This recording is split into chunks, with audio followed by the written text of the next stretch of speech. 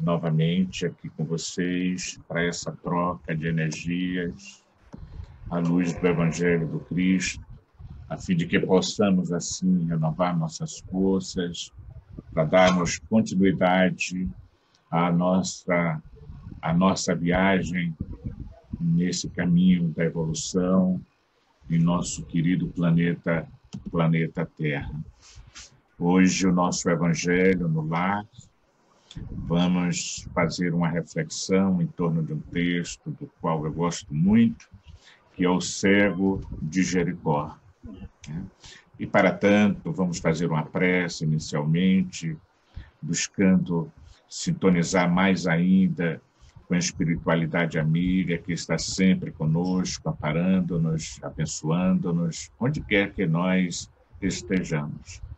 Aqueles que desejarem colocar sua garrafinha, seu copo de água para ser fluidificado durante esses minutos em que evocamos a presença do Mestre em nossas vidas. Vamos orar.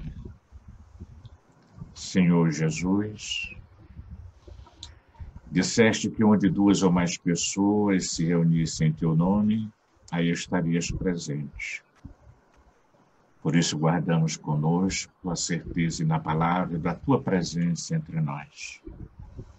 Abençoando este momento de reflexão, de permutas, e permite-nos, Senhor, rogar-te que nos abençoes, nos envolvas no manto da sua paz, favorecendo-nos com a saúde, com a tranquilidade, e que os benfeitores espirituais possam encontrar em nós receptividade para que eles possam atuar em nosso benefício, oferecendo-nos um passe espiritual, inspirações, favorecendo-nos a certeza no que diz respeito às escolhas a que a vida nos leva, para que possamos escolher sempre o melhor caminho que nos conduza a Ti.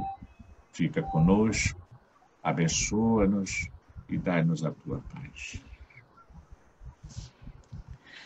Então, esse texto se encontra em Mateus, em Lucas e no evangelista Marcos. E nós vamos trabalhar com o texto de Marcos, porque ele tem um pequeno detalhe que os outros dois não têm, o Mateus e o Lucas. Eles falam, Mateus e Lucas, de que, na verdade, eram 2 cegos e não apenas um cego.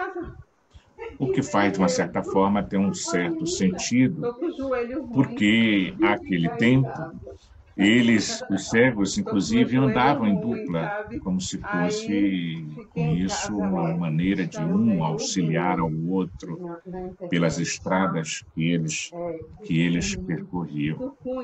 Mas isso não é de tanta importância. O que é mais importante é que, nesse caso de Jericó, porque houve cura de outros tipos de cegueiras com outros personagens em outros momentos do Evangelho. E nesse caso de Jericó, o que chama a atenção é a postura do cego diante de Jesus.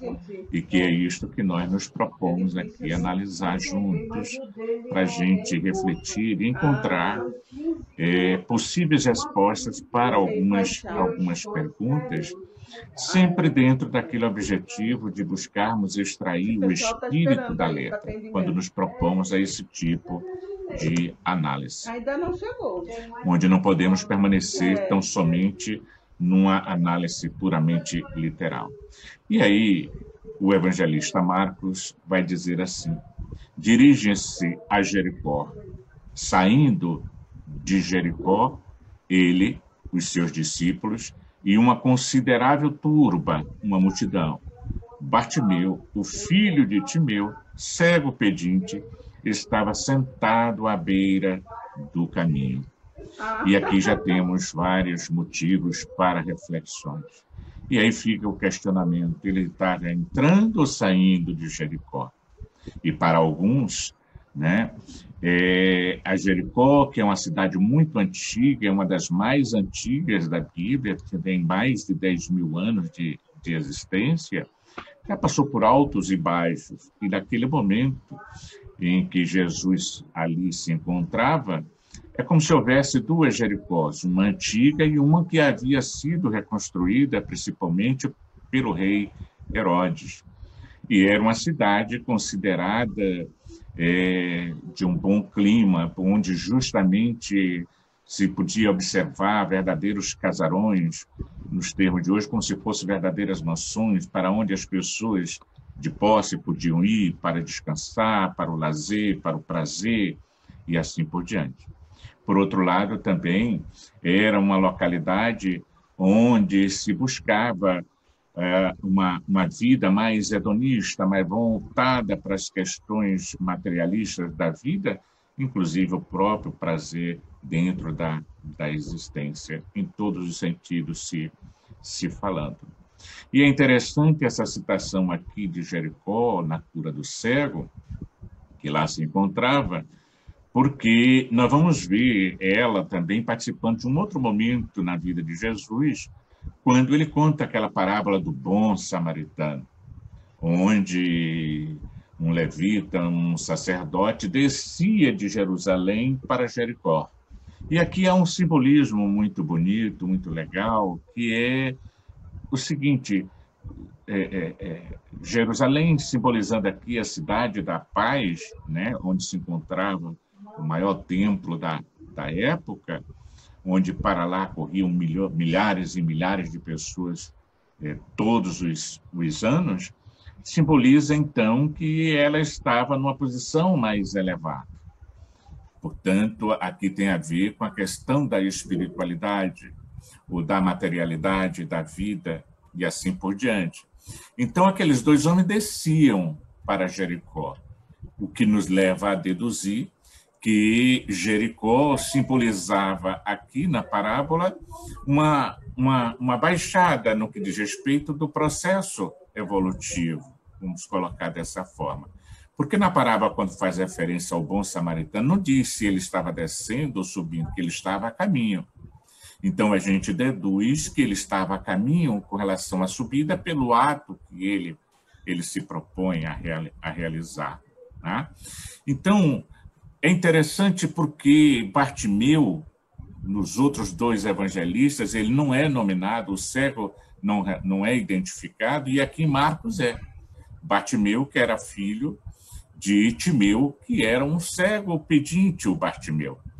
E se encontrava justamente ali, né, na saída da cidade. E aí a gente se pergunta, mas por que na saída e não na entrada? Simboliza que ele estava saindo justamente daquilo que a cidade de Jericó lhe oferecia. É como se ele estivesse numa movimentação para uma subida, né? Para um erguimento de ordem espiritual, pensamos assim. E aí é interessante porque Jesus, juntamente com os discípulos e uma multidão que estava sempre acompanhando ele, né, dirige-se a Jericó e depois sai de Jericó. E é justamente na saída de Jericó que está sentado à beira do caminho. E aí é interessante, chama-nos a atenção, a postura do cego de Jericó. Na saída da cidade, à beira do caminho, mas sentado. Como se estivesse ali estagnado, paralisado, sem saber se ia para frente ou se iria para trás, o que fazer. E é interessante quando a gente traz isso para a nossa vida atual, quantas vezes nós nos assemelhamos a Bartimeu. E nós estamos sentados à beira do caminho. Não recuamos, mas também não avançamos, estacionamos. E às vezes sem saber propriamente o que fazer, para onde ir e assim por diante. Então, os vários estados emocionais e até mesmo físicos, de ordem material, de ordem mental, podem nos levar a essa postura de estarmos sentados à beira do caminho. E aí, dando continuidade à passagem, Marcos vai dizer assim: ao ouvir que era Jesus o Nazareno, começou a gritar e dizer: Jesus, filho de Davi, tem misericórdia de mim. Mais uma vez, desperta-nos a curiosidade, a atenção, porque ele, ao ouvir que era Jesus o Nazareno, né, começa a gritar. E é interessante porque ele então sabia, de alguma forma, de quem se tratava esse Jesus, que já estivera ali em outras oportunidades. E aí ele não soube aproveitar a oportunidade quando ele estivera lá de outras vezes. Mas aquele era o momento dele, conforme vamos perceber na narrativa. E ao se dar conta que se tratava de Jesus, porque ele vê aquela agitação, aquele alvoroço, certamente pergunta de quem se tratava, o que estava acontecendo. E aí lhe informa, né, que se tratava de Jesus, que era muito conhecido na região pelos seus ditos e pelos seus feitos. E ele aí começa a gritar, né? Jesus, filho de Davi, tem misericórdia de mim. E gritava bem alto. E aí vem a postura daqueles que o acompanhavam, e certamente até os próprios discípulos, quando o repreendiam para que fizesse silêncio. Ele, porém, gritava mais alto ainda: Filho de Davi, tem misericórdia de mim. É como se ele reconhecesse que aquele era o momento decisivo da vida dele e que ele não poderia deixar passar. Então, apesar da repreensão, da dificuldade de vencer a multidão, ele continua gritando. E essa multidão aqui, além do sentido literal, né, que é aquela dos companheiros que estavam ali ao redor de Jesus, impedir que ele se aproximasse para incomodar o mestre, podemos pensar também que são as multidões das imperfeições que todos nós trazemos conosco. Porque quando nós nos resolvemos a dar esse grito pela busca da misericórdia divina, essa multidão dos vícios, dos defeitos, tenta nos arrastar de volta para o estado em que nós estávamos, sentados à beira do caminho. E ele como que resiste a essa multidão, gritando pelo auxílio divino. É quando, então, diz o evangelista, Jesus parando disse: chamai-o. Jesus percebe a movimentação. E nada na vida de Jesus era por mero acaso. Ele sempre estava onde queria estar, ele sempre promovia o encontro com quem desejava encontrar, como aconteceu com a mulher no poço de Jacó, a mulher samaritana, a mulher do poço de Jacó, né? Onde ele estava ali, sozinho, como se estivesse aguardando a visita dela para pegar água e poder estabelecer o diálogo que renovaria toda a vida daquela alma. Então, Jesus chamai-o, e chamam o cego, dizendo-lhe: anima-te, ergue-te, ele te chama. E aqui é interessante como essa mesma multidão que ainda há pouco impedia está a auxiliar Jesus. E é interessante aqui observar que Jesus sempre buscava o auxílio daqueles que estavam no entorno, como ocorre, por exemplo, na ressurreição de Lázaro, onde ele vai convocar a multidão presente para poder ajudá-lo na ressurreição de Lázaro. E assim ele faz aqui. Porque eu fico me perguntando assim, por que ele, que enxergava e tudo mais, e deveria saber que se tratava de uma pessoa cega, não vai até ele e pede que tragam ele até a sua presença, simbolizando aqueles outros momentos em que ele vai dizer: levanta-te e segue-me.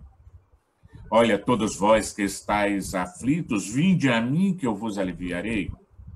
Como se implicasse numa movimentação de ir até ele, e não ele ir até aquele que necessitava. É como se ele estava sempre presente, mas é preciso que o outro indivíduo faça essa movimentação para ir-lhe ao encontro. E ele se aproveita da situação para nos deixar essa lição, onde convoca o circunstante para ajudá-lo no processo também da cura do cego de Jericó. E olha as expressões usadas por eles, né? E chama o cego dizendo-lhe: anima-te, ergue-te, ele te chama. Estava sentado à beira do caminho, precisa erguer-se para fazer uma movimentação. Precisa levantar-se para poder seguir.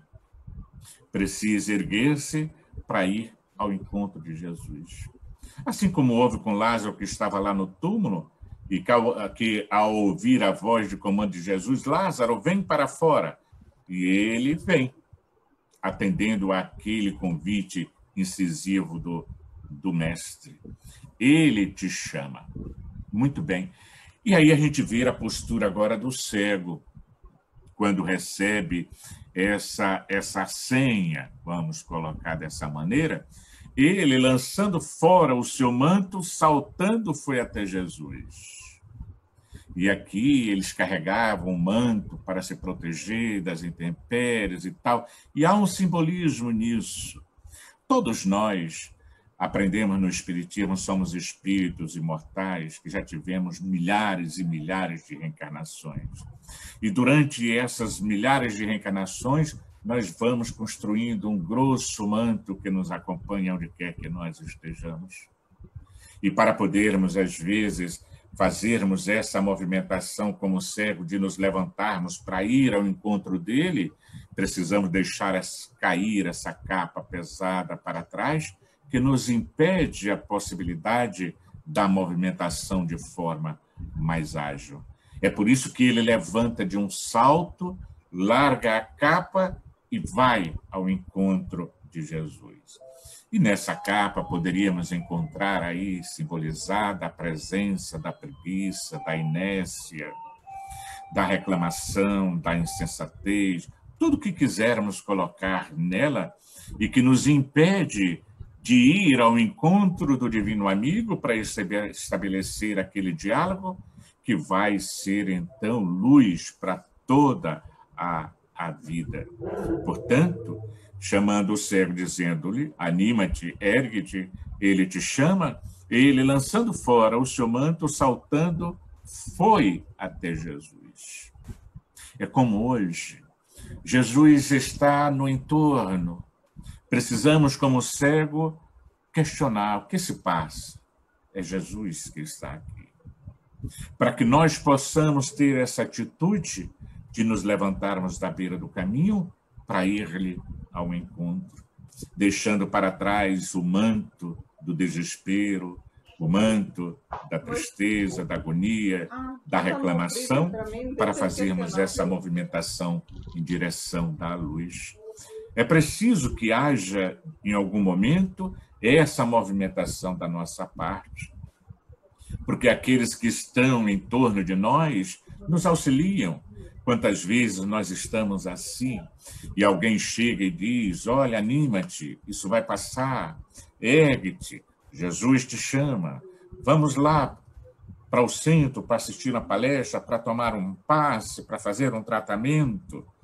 Por isso, às vezes, nós podemos ser aqui dentro desse caso citado por Marcos, poderemos ser a multidão, poderemos ser, em outros momentos, o cego de Jericó, e que vai, então, ao encontro de Jesus. Em resposta a ele, Jesus, então, lhe disse, que queres que eu te faça? Olha, essa pergunta diz Hannah Rolfe, que é uma psicanalista alemã, no livro Jesus Psicoterapeuta, que é a pergunta que, na atualidade, os terapeutas fazem aos seus pacientes. O que você quer que eu faça? O que você quer de mim? Porque não tem varinha mágica para resolver o problema do outro. Então, o outro precisa dizer e revelar o que deseja de fato. Mas não é aquele querer da boca para fora, é aquilo que vem lá de dentro, do fundo do coração, o seu desejo real. Por isso, Jesus, sabendo que todos aqueles que o buscavam precisavam dessa interrogação, ele questiona: o que queres que eu te faça? E aí é interessante a sabedoria do cego na resposta, porque esse vai lhe dizer: eu volte a ver. E aí eu penso assim, que ele certamente já enxergava, diferente daquele outro cego de nascença que Jesus curou, que sempre foi cego. Este aqui dá a entender, pela resposta, que em algum momento ele enxergava, que eu volte a ver. E a gente aprende que normalmente nós caímos na vala do sofrimento, das aflições regeneradoras, mediante a atuação da lei de causa e efeito, quando nós transgredimos as soberanas leis da vida, quando nós nos afastamos dela, quando nós deixamos de vê-las atuando em nossa vida. Então, que eu volte a enxergar, que eu volte a ver, para que assim eu possa perceber o caminho certo por onde devem trilhar os meus pés. E Jesus lhe disse: vai, a tua fé te salvou. E o evangelista conclui dizendo: e imediatamente ele voltou a ver e o seguia pelo caminho. Não mais sentado à beira do caminho, mas em movimento, seguindo aonde quer que ele fosse. Essa, portanto, é a proposta da mensagem que a cura do cego de Jericó nos traz. Quando nós estabelecemos, por nossa vez, esse encontro com Jesus, hoje, através da ajuda da doutrina espírita em nossas vidas, é como se nós fôssemos esse cego Bartimeu, que em algum momento grita: Jesus, filho de Davi, tem misericórdia de mim. E alguém vem e nos auxilia para que nós possamos nos aproximar desse Cristo e possamos então ouvir dele a sábia pergunta: o que queres de mim? E nós, por nossa vez, termos a sabedoria de saber pedir o que nós queremos, voltar a ver, para que nós possamos caminhar assim com real segurança. Lembremos-nos de que todos nós podemos estar nessa posição em algum momento da nossa vida, como o cego Bartimeu, ou já estivemos. Cabendo-nos, portanto, hoje, se nós já estamos no caminho com Cristo e já compomos aquela multidão que o acompanha onde quer que ele vá, possamos servir de instrumentos para dizermos a outro: anima-te, ergue-te, Jesus te chama. Se não, se estamos ainda sentados à beira do caminho, para que outros que já passaram por essa fase nos diga, por sua vez: anima-te, ergue-te, Jesus te chama. E nós irmos ao encontro dele, largando para trás todo o peso do desânimo que nós trazemos conosco, entendendo que é uma oportunidade nova que surge em nossas vidas para que nós possamos retomar o caminho de onde nós paramos. Essas as reflexões que queríamos trazer na tarde de hoje, nessa prática do culto evangélico no lar. Vamos orar. Divino amigo, agradecidos pela oportunidade que nos dás deste encontro feliz contigo. Nós que, em outros tempos, em outros momentos, envolvidos na cegueira total e sentados à beira do caminho, aguardávamos a tua passagem, a tua vinda. Hoje, percebemos pela movimentação em volta que estás no ambiente e ajuda-nos a prosseguir caminhando contigo, ou nos empenharmos em nos levantarmos para ir-lhe ao encontro. Favorece-nos, Senhor, com a tua paz. Abençoa os nossos lares, nossos familiares. e dai-nos a força necessária para que possamos enfrentar todas as dificuldades que o caminho nos oferece. Fica conosco e dai-nos a tua paz. Muito obrigado pelo carinho e atenção e até a próxima oportunidade. Muita paz para todos.